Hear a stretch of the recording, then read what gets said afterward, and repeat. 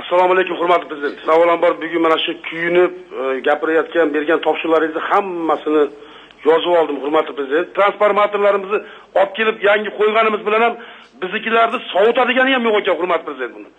O'zi ichkarida u necha grad issiqma ishlaydi. Tepada yana 50 grad u yonib ketishiga sabab bo'layotgan narsalarni ichiga kirganimizga chiqyapti. Xitoydan transformator olib keltirgizdim. Ruxsat bersangiz zavodini boshlayapman. Paxtabod tumanida, hurmatli prezident, transformatorni ishlab chiqaradigan 500 tadan 700 tagacha bir yillik ob'em chiqaradigan meni o'zimga, hurmatli prezident, 2700 ta kerak mana shu transformatordan. Ikkinchisi, hurmatli prezident, ruxsat bersangiz, tabiiy gaz bo'yicha Andijon viloyatini aholisini, hurmatli prezident, juda aytdingiz. Endi bizning eng oxirgi tochkamiz gaz bo'yicha 64% aholimiz suyultirilgan gaz foydalanadi.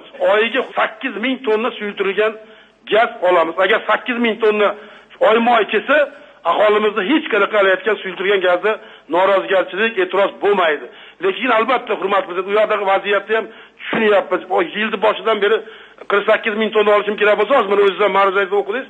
40000 tonna keldi, 8000 tonna alayotgan yetishmovchiligi aholimizda alayotgan haqli e'tiroz bo'lyapti. Shu yetishmovchilikdan kelib chiqib, hurmatli prezident, uni olib kelib qo'ysak, hamma narsani alternativasi bor-da. Lekin tabiiy gazniki yo'q, faqat davlatning bo'ynidan bu narsa. Xudo xolasa bergan topshirigingizni namunali qilib bajaraman, hurmatli prezident. Rivojlangan davlatlarga suyultirilgan gaz baribir xususiy sektor olib keladi. Keyin raqobat kuchli bo'ladi. Ham arzon bo'ladi, ham sifatli bo'ladi. Nima kerak bo'lsa yaratib beramiz.